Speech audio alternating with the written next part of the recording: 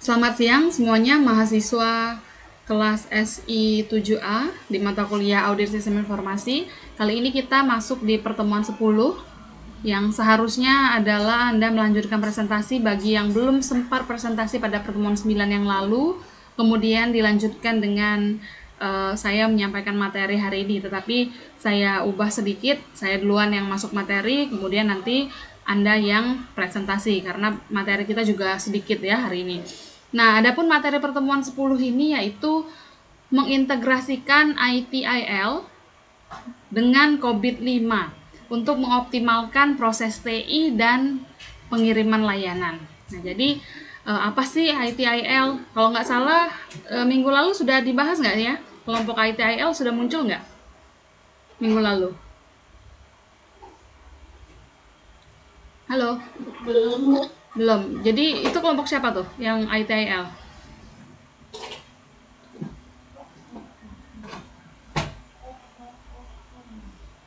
Kenapa harus delay terus kalau berbicara dengan kelas ini?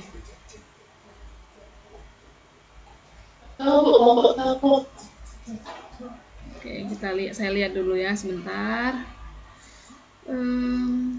Kayaknya ini ada yang ambil kelompok itu ada yang ambil ITIL deh, salah satu kelompoknya. Ya, kalau memang belum nggak apa-apa, mungkin hari ini dia presentasi.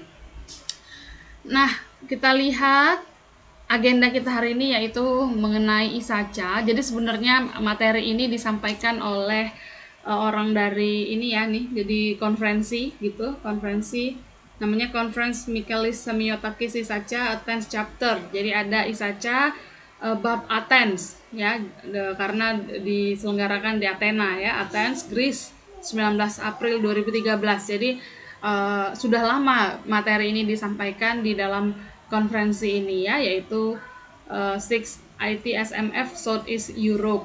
Nama konferensinya Conference Michaelis Semiotakis ISACA Athens Chapter. Ya, diselenggarakan di Athena. Nah, jadi pertama kita mengulas ISACA. Sebelumnya memang sudah pernah kita bahas sebelum kita bahas COVID.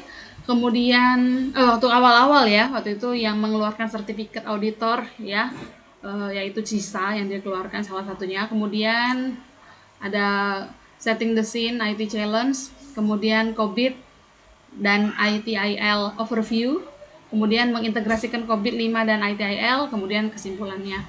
Nah, jadi ISACA adalah asosiasi global yang bersifat independen atau bebas, ya, bukan punya pemerintah.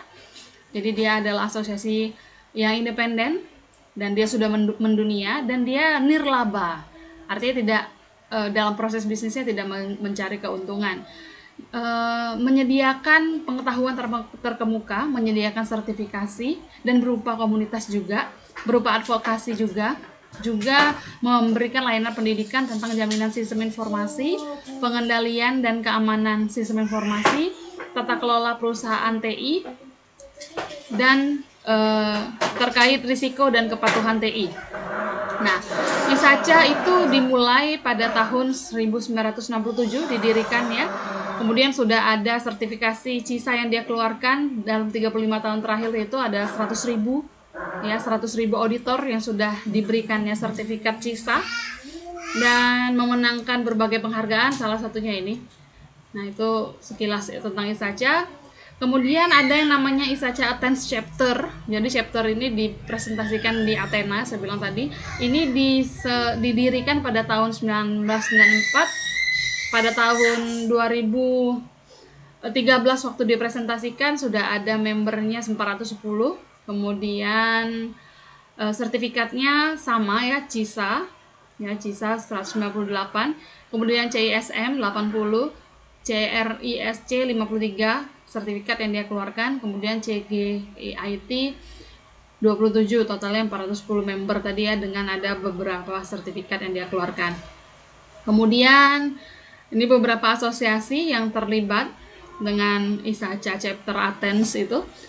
Ini beberapa kampus ya dan universitas yang bersinergi juga dengan ISACA. Ya, ada kampus-kampus di luar sana ya. Kemudian dalam konferensi itu dikemukakan bahwa sebuah tata kelola informasi, ya, tata kelola teknologi informasi yang buruk itu sangat berdampak buruk bagi perusahaan. Jadi tata kelola kita ketahui merupakan kerangka yang menjadi pedoman bagi manajemen untuk menjalankan kegiatannya, menjalankan aktivitasnya. Nah, dengan adanya tata kelola teknologi informasi yang buruk, itu bisa menyebabkan kerugian-kerugian. Salah satunya seperti laporan yang disampaikan oleh tim keuangan dari Inggris, ya, yaitu dilaporkan pada tanggal 10 April 2013, yaitu mereka mengalami kerugian, ya, yang berdampak pada kerugian nasabah.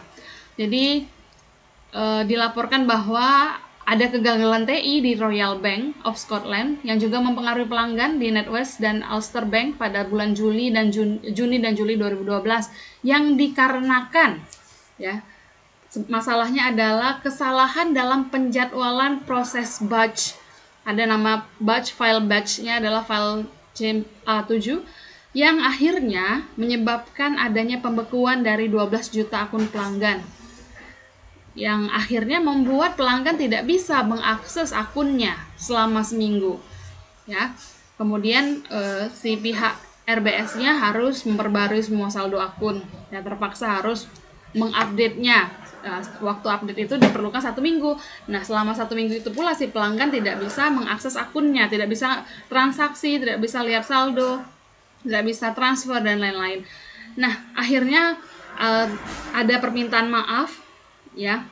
Ketua dari Treasury Select Committee, ya, yaitu CEO RBS namanya Stephen Hester, dia mengatakan bahwa pemeliharaan pada sistem yang dikelola dan dioperasikan oleh tim kami di Edinburgh menyebabkan kesalahan dalam penjadwalan batch kami, batch file CA7 tadi ini. Nah, jadi karena adanya kesalahan penjadwalan dari satu file batch memberikan kerugian bagi 12 juta akun pelanggan.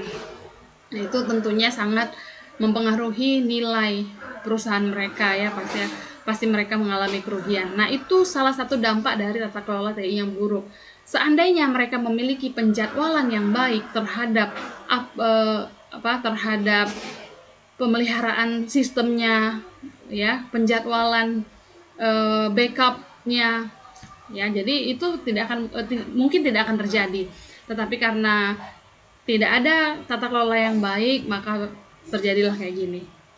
Nah, kemudian ini ada tantangan-tantangan TI di dunia, ya. Yang pertama adalah agility atau ketangkasan. Jadi TI itu diharapkan dapat bereaksi cepat terhadap tantangan dan peluang baru, ya. Jadi TI itu memang sangat dibutuhkan bagi perusahaan. TI itu juga ada di mana-mana. TI itu juga sekarang mudah didapatkan, tetapi TI juga harus tangkas.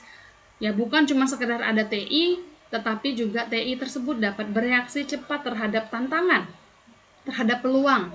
Ya, misalnya merger dan akuisisi, ya. Jadi dengan adanya TI bisa ada merger antar perusahaan A dengan perusahaan B.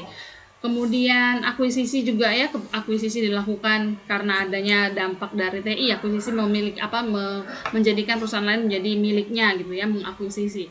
Kemudian tantangan berikutnya selain ketangkasan yaitu peningkatan pengiriman layanan TI. Jadi diharapkan selain tangkas, TI itu juga harus cepat, ya, diterima oleh pelanggannya atau penggunanya.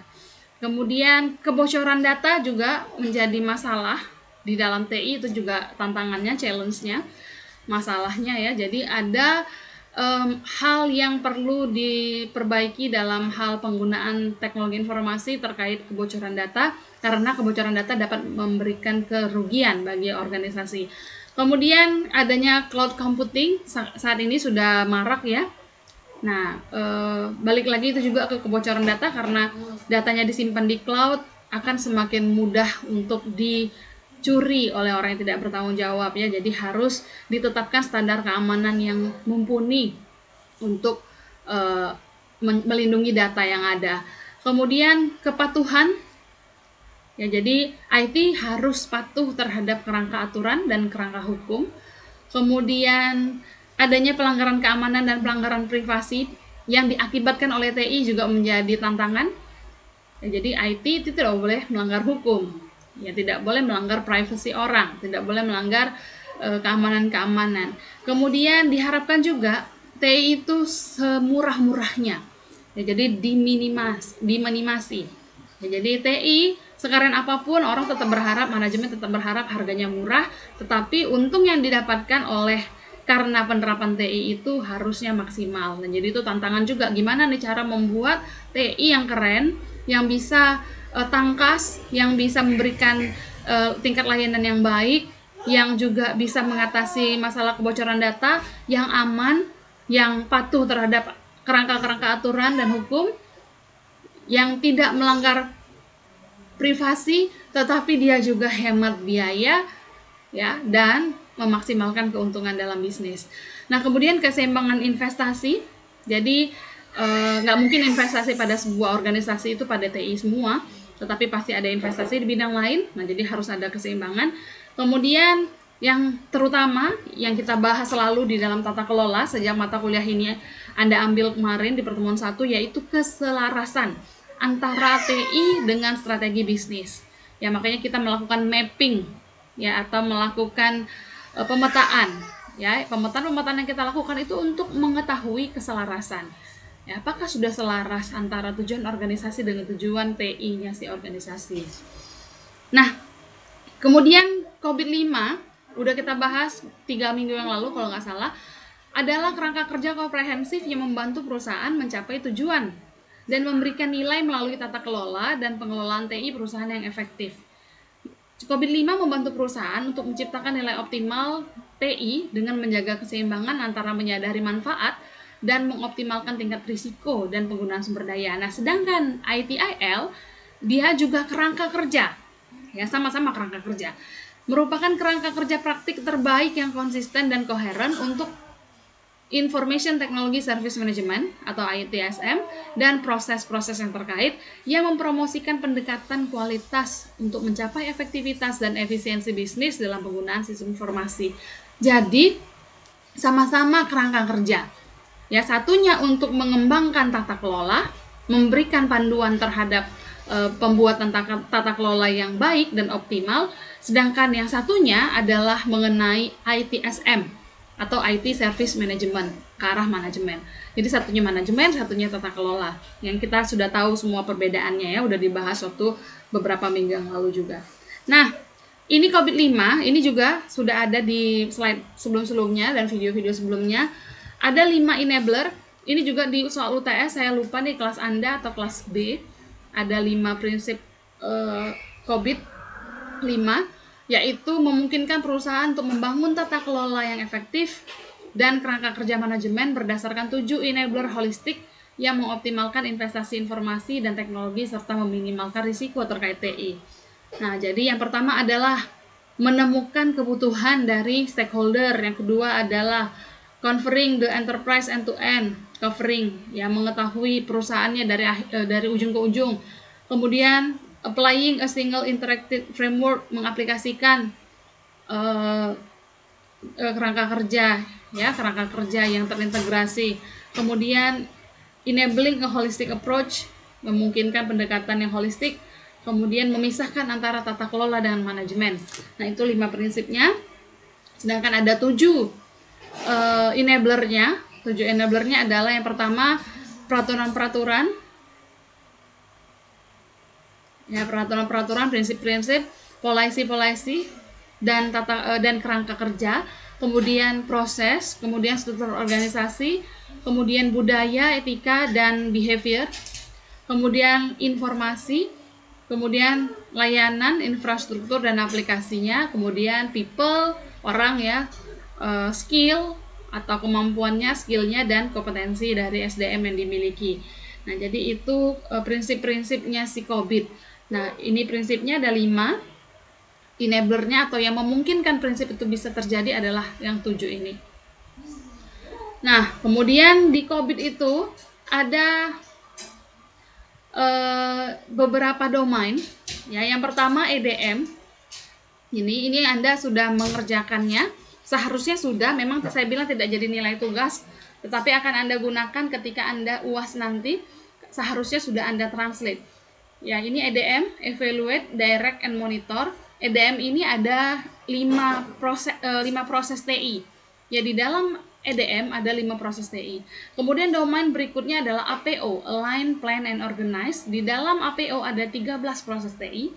Kemudian ada BAI, Build, Acquire, and Implement. Ada 10 proses TI.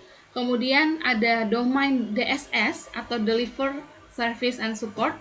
Ada 6 proses TI, kemudian ada MEA, yaitu ada 3 proses TI di dalamnya. Totalnya kemarin berapa? Ada yang udah ngitung kan kita kemarin?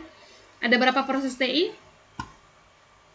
di dalam COVID 5? Siapa yang mau jawab? Halo?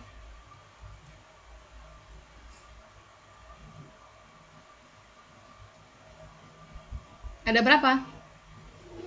Coba saya tanya, Jeffrey Gunawan.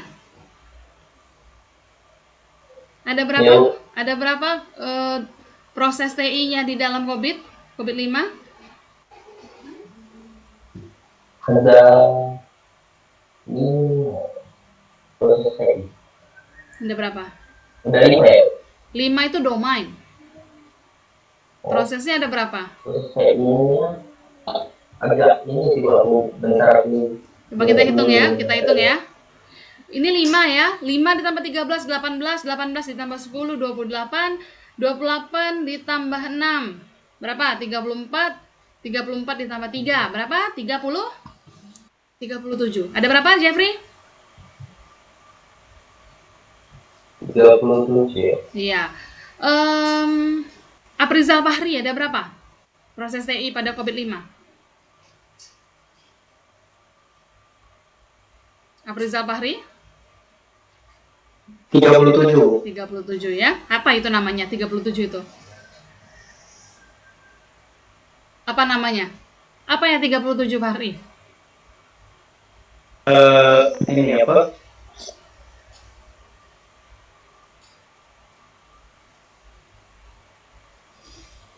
Proses yang di COVID 5. Proses apa namanya? Proses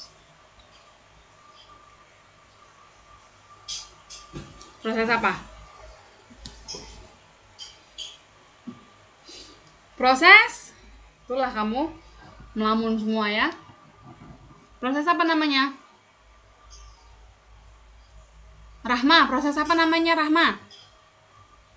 Proses TI. Iya, proses TI. Apa Brizal? Proses apa?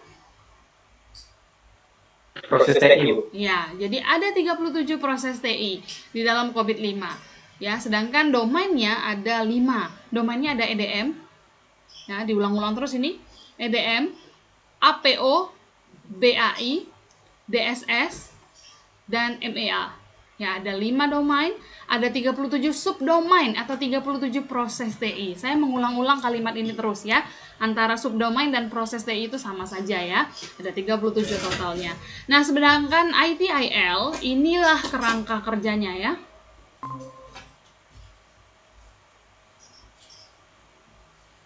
Ini ITIL.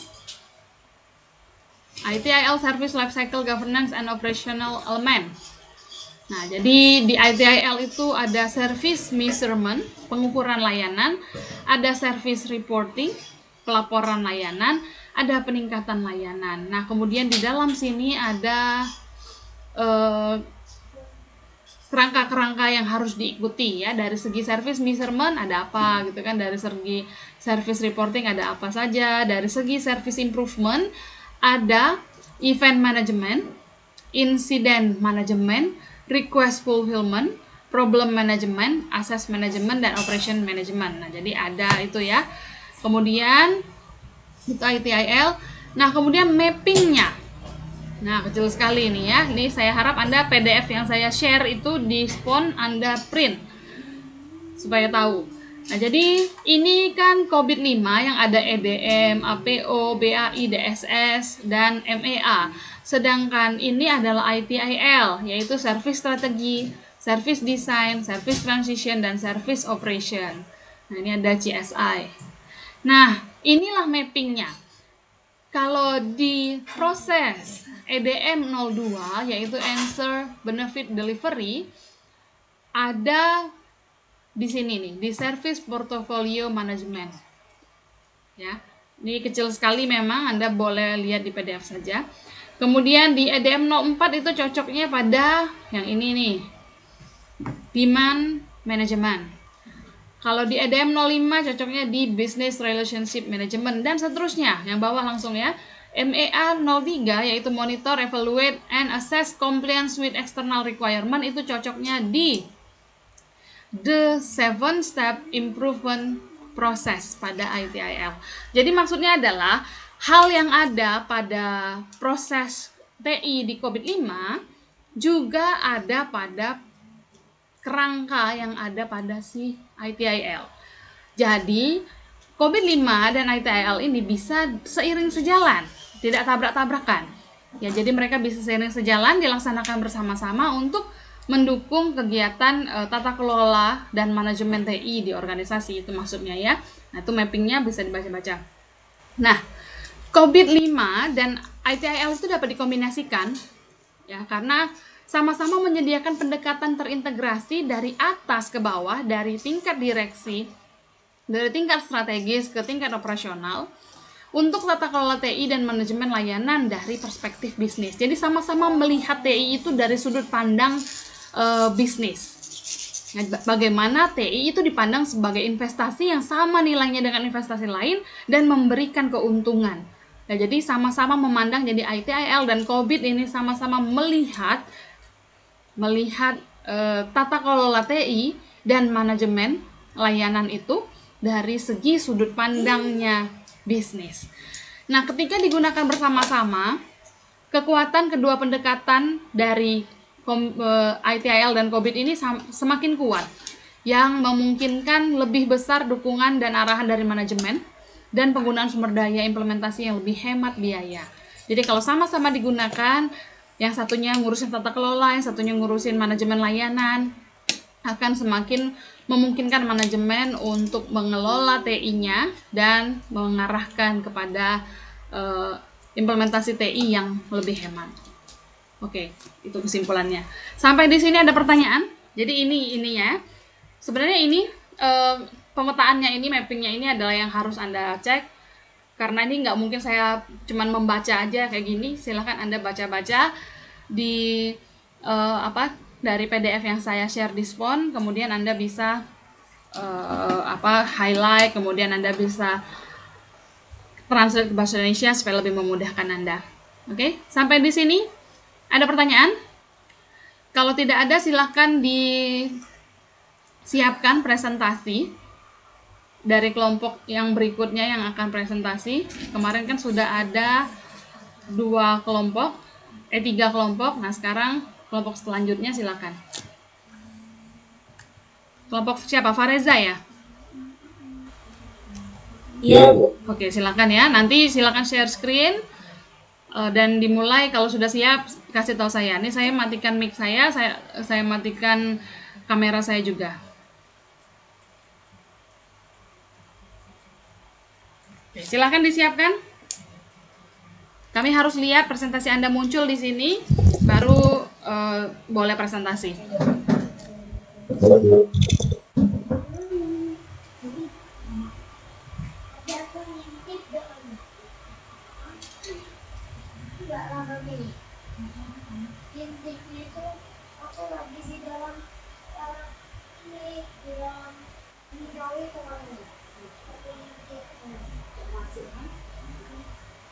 Kenapa aku ngintipnya dari yang hijau itu saja, Mami? Masuk yang kulit hijau itu.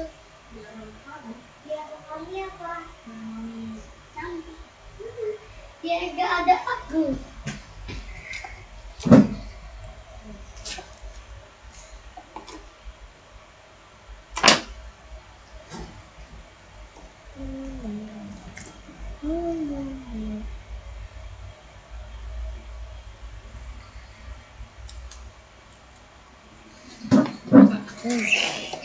Mami mau pikir lagi ya? Sudah?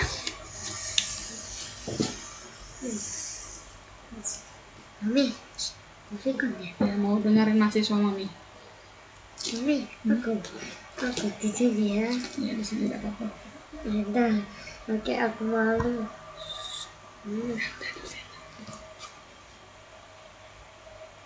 Mami, mute ya? Nggak munculin ini kan OBS, ini studio. Kalaupun ada di kamera ini, tidak ada di situ karena ini Mami turn on kamera nih. Tuh, baru kelihatan. Nggak kelihatan kita tuh. Oke, silakan dimulai kelompok 2. Ini COVID berapa nih? COVID 1 ya? Kamu bahas Iya, Bu. COVID 1, aduh, zaman bahla ya. Ya udah silakan.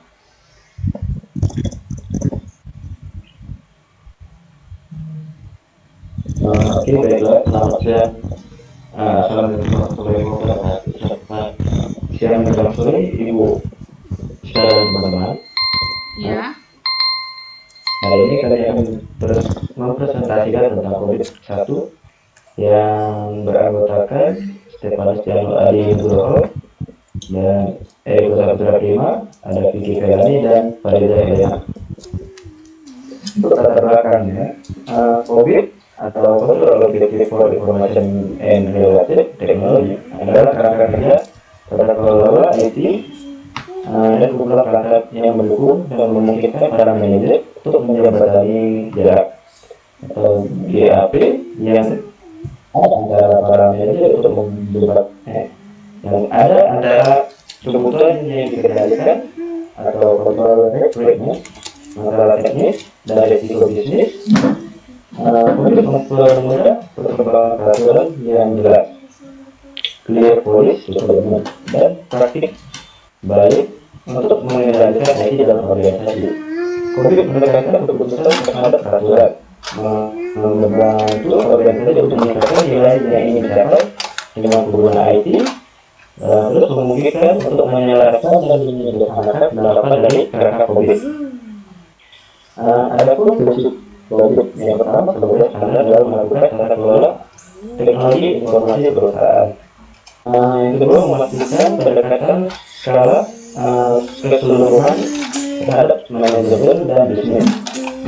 Ketiga, mencapai keseluruhan bagian perusahaan kompeten. Keempat, mengoptimalkan penggunaan teknologi informasi.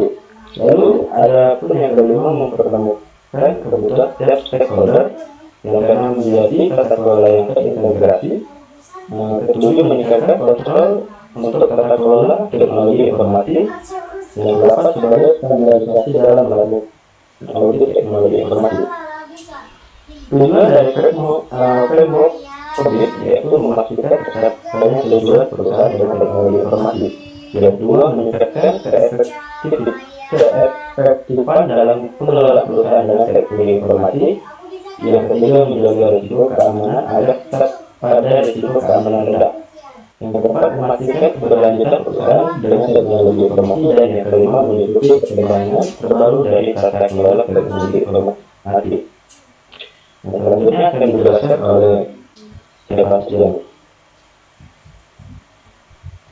Oke, untuk sejarah COVID pertama itu diawali pada tahun 1996 yang membahas tentang pertama kali dikenal audit sistem informasi. Lalu selanjutnya ada COVID untuk edisi kedua yang diterbitkan pada tahun 1998, itu mengarah kepada tata kelola TI, dan selanjutnya 3.0 dan 4.0 tahun 2000-an sampai tahun 2005. Sampai sekarang itu COVID 5.0 tahun 2012. Nah, untuk COVID sendiri itu yaitu kombinasi dari prinsip-prinsip yang ditanamkan dengan dilengkapi balance scorecard yang dipakai dalam acuan model seperti COSO dan disejajarkan dengan standar industri seperti ITIL, CMM, BS779 maupun ISO 9000. Lalu perusahaan yang menerbitkan framework penerapan COVID pertama ini yaitu diterapkan oleh ITGI, yaitu Informatika Teknologi Government Institute, yang termasuk bagian dari ISAKA sebagai Information System Audit and Control Association pada tahun 1996.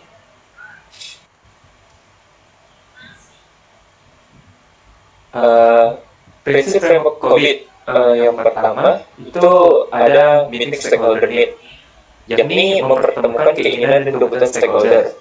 Jadi setiap individu dalam sebuah perusahaan akan mempunyai keinginan yang berbeda-beda. Nah, dengan menerapkan COVID ini, maka akan mempertemukan keinginan dan kebutuhan setiap stakeholder dalam suatu perusahaan tersebut. Lalu yang kedua, covering user enterprise from end to end, yaitu dapat mengakomodir setiap entitas yang ada di perusahaan. Namun, bukan hanya termasuk perangkat teknologi informasi, tetapi lebih mengarah kepada keseluruhan dari manajemen dan pengguna maupun perangkat teknologi informasi. Framework, yaitu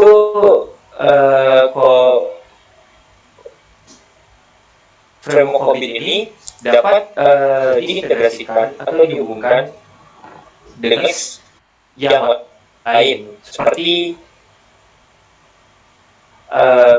COVID pertama dikombinasikan dengan COVID kedua, atau COVID kedua bisa dikombinasikan dengan COVID ketiga. Nah, sehingga dapat menjangkau keseluruhan aspek dari organisasi dan saling menyempurnakan. Okay, next. Lalu, enabling a holistic approach, yaitu melakukan pendekatan secara keseluruhan, di mana setiap entitas yang ada dalam perusahaan maupun sistem yang berkaitan pada framework COVID itu bisa saling mempengaruhi. Dan masing-masing komponen dari framework COVID yang diterapkan itu memiliki peran-peran tersendiri dalam menentukan kesuksesan dan penerapan tata kelola teknologi informasi. Lalu ada juga yang terakhir, separating governance from management, yaitu framework COVID ini menerapkan pemisahan antara manajemen dan tata kelola. Jadi untuk versi COVID yang pertama itu dikhususkan audit sistem informasi, tetapi untuk COVID yang selanjutnya itu dia akan memisahkan peran-perannya seperti manajemen dengan tata kelola, karena dari manajemen dengan tata kelola itu mempunyai tugas pokok yang berbeda dari segi fungsi maupun juga tujuan serta juga struktur. Pemisahan ini ditujukan sebagai penyuksesan dalam penerapan tata kelola itu sendiri. Selanjutnya akan dibahas oleh Vicky Felani.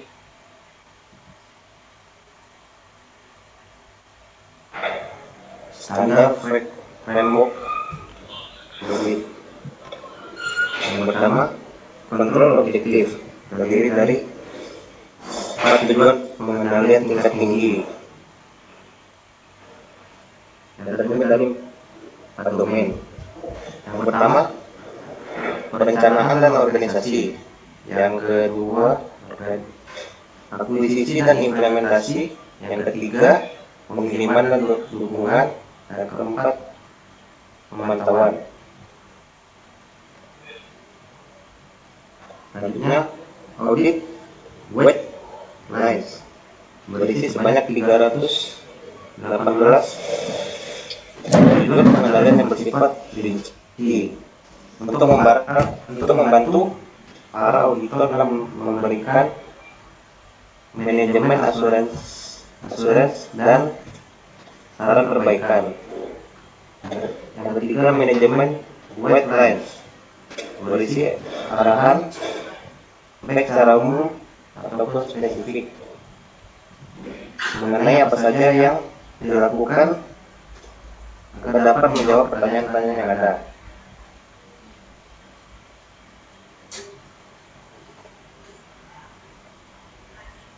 Pertanyaan apa saja yang diajukan? Yang pertama, sejauh mana TI harus bergerak? Dan apakah biaya TI yang dikeluarkan sudah sesuai dengan manfaat yang dihasilkannya? Yang kedua, apa saja indikator untuk menilai suatu kinerja yang bagus. Yang ketiga, apa saja faktor atau kondisi yang harus diciptakan agar dapat mencapai kesuksesan. Yang keempat, apa saja risiko-risiko yang timbul apabila kita tidak mencapai sasaran yang dibutuhkan. Yang kelima,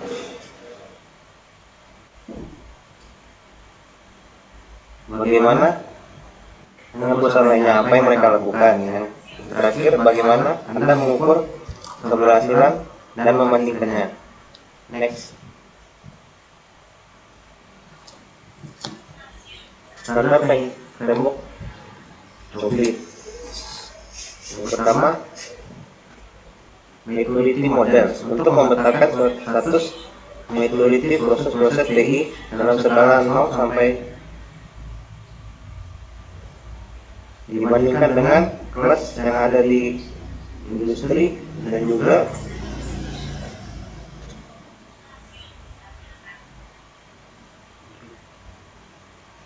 yang kedua, critical success factor adalah arahan implementasi bagi manajemen agar dapat melakukan kontrol dan proses TI. Yang ketiga, growth indicator kinerja proses-proses TI yang berhubungan dengan business requirement.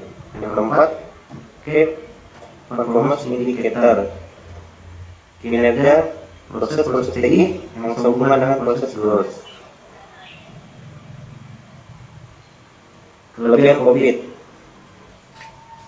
efektif dan efisien, yang berhubungan erat dengan informasi proses bisnis agar sebuah organisasi mampu memperoleh informasi terbaik dengan tepat waktu sehingga nantinya informasi tersebut dapat digunakan untuk membantu organisasi mencapai tujuannya.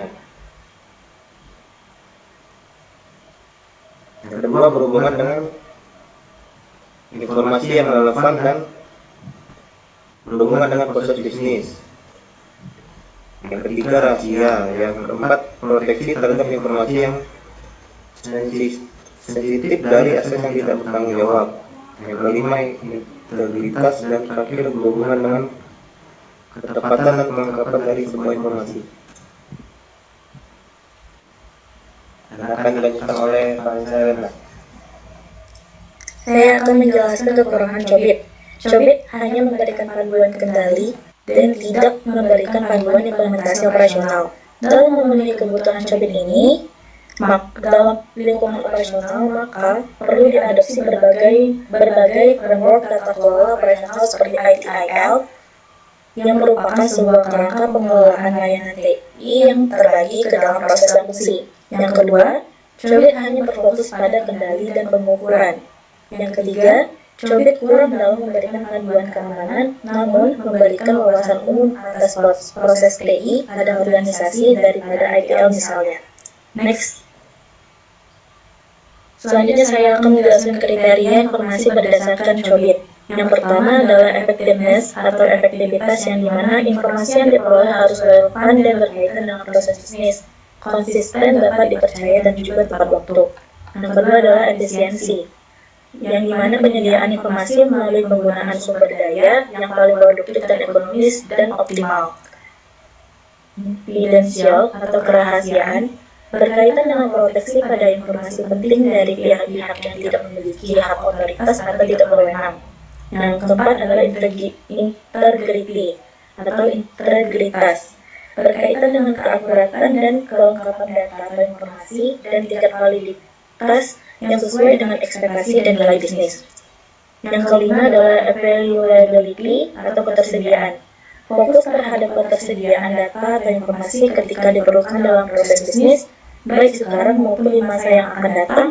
Ini juga terkait dengan pengamanan atas sumber daya yang diperlukan dan terkait. Yang keenam, compliance atau kepatuhan, yang dimana pemenuhan data atau informasi yang sesuai dengan ketentuan, hukum, peraturan, dan rencana perjanjian atau kontrak untuk proses bisnis. Yang ketujuh adalah reliability atau handal, yang dimana fokus pada pemberian informasi yang tepat bagi manajemen untuk mengoperasikan perusahaan dan pemenuhan kewajiban mereka untuk membuat laporan keuangan. Next. Selanjutnya saya akan menjelaskan komponen kontrol objektif. Yang pertama adalah planning and organization, yang dimana perencanaan dan organisasinya itu mencakup strategi, taktik, dan identifikasi kontribusi terbaik DI demi pencapaian tujuan organisasi. Yang kedua adalah acquire and implement, yang dimana pengadaan dan implementasinya itu untuk merealisasikan strategi DI perlu dilakukan pengidentifikasian, pengembangan, dan perolehan solusi DI sesuai dengan yang akan diimplementasikan dan diintegrasikan ke dalam proses bisnis. Yang ketiga, delivery and support atau pengiriman layanan dan dukungan. Domain ini fokus terhadap penyampaian jasa yang sesungguhnya diperlukan, termasuk penyediaan layanan, manajemen keamanan, dan kontinuitasnya. Biasa digunakan kepada user dan manajemen data dan fasilitas operasi. Next, domain Cobit. Domain Cobit adalah area tata kelola yang menjadi proses dan objek dari Cobit. Ada 4 domain Cobit, yaitu 1. Planning and Organization atau PO. PO ini sendiri merupakan gabungan antara domain perencanaan dan pengorganisasian, yang dimana PO ini adalah domain yang pertama kali menjadi perhatian dalam tata kelola. Pelaksanaan tata kelola sebelumnya harus dibuat perencanaan untuk tujuan, visi misi, dan lain-lainnya. Kemudian dibuat pengorganisasinya dalam pelaksanaan apa saja yang sudah direncanakan. Yang kedua, delivery and support atau DS merupakan domain yang memfokuskan pada penyampaian layanan organisasi. Selain itu pula bertujuan untuk memastikan proses yang berkesinambungan bisnis pada organisasi. Next. Mami sudah. Domain Cobit selanjutnya akan saya jelaskan adalah Acquiring and Implementation atau AI. AI ini sendiri merupakan domain yang berfungsi untuk identifikasi kebutuhan dan solusi pada IT organisasi. Kemudian diintegrasikan dalam implementasinya terhadap visi misi dan tujuan organisasinya. Selanjutnya saya akan menjelaskan monitoring dan evaluating atau ME. Merupakan domain yang isinya adalah bagaimana melakukan monitoring dan evaluasi terhadap proses tata kelola teknologi informasi yang dilakukan oleh organisasi. Next.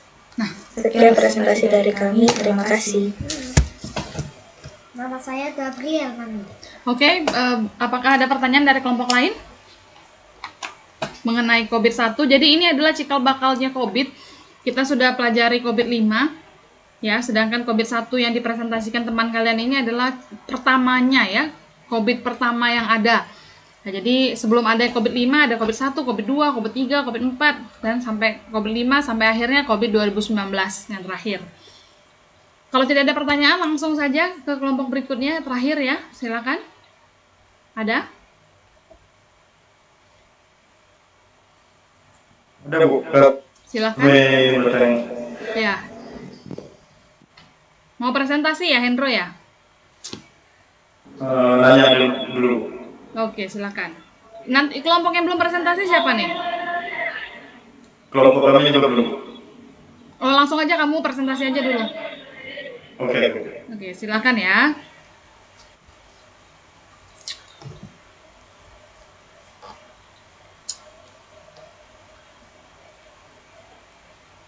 Salah, Mami. Malah papa. Harusnya ayah. Oh, boleh. Ayah, nanti aku tulis papa. Bahasa Inggrisnya malah papa. Nggak apa-apa. My name is...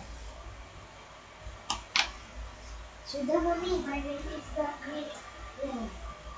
My name is Gabriel.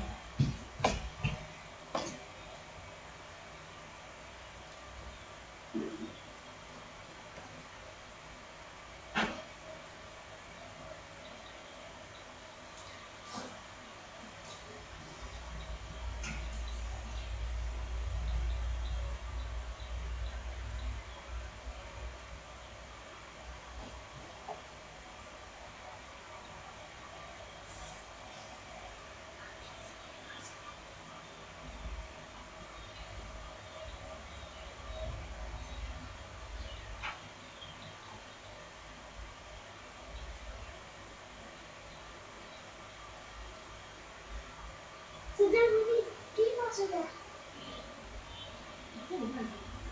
Assalamualaikum warahmatullahi wabarakatuh. Selamat siang teman-teman semua. Saya akan menjelaskan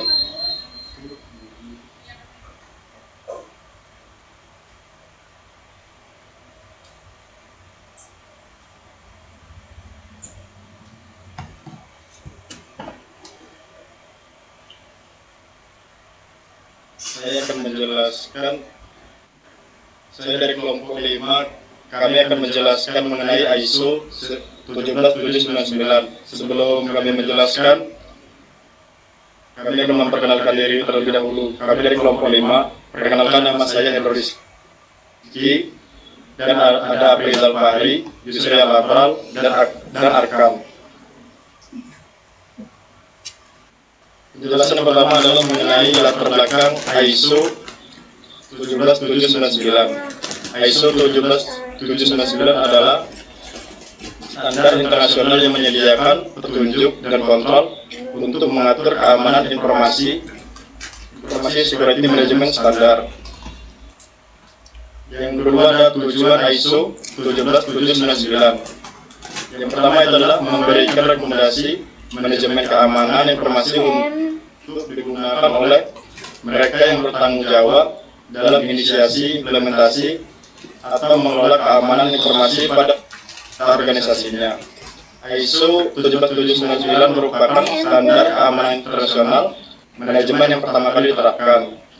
Yang kedua, untuk meyakinkan keberhasilan, integritas, dan ketersediaan aset informasi untuk perusahaan, tetapi lebih penting lagi bagi para pelanggan.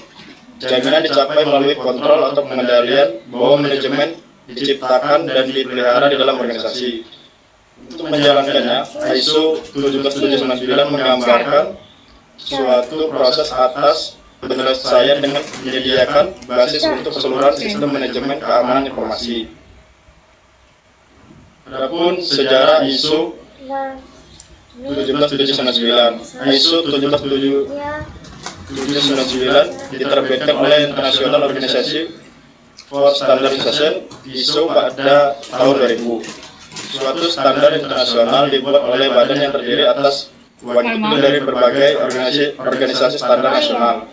Merupakan bodi perangkat untuk menyediakan suatu kerangka sebagai standar keamanan informasi. Ini berarti menyediakan suatu tingkatan yang tinggi deskripsi umum mengenai area yang seharusnya dipertimbangkan ketika mulai menerapkan pelaksanaan atau memelihara keamanan informasi di manajemen. ISO 17799 memberikan secara komprehensif alat pengendalian berisikan praktek terbaik dalam keamanan informasi. Standar ini sekarang belum meliputi seluruh area yang penting, namun masih mengalami versi yang sesama. Jadi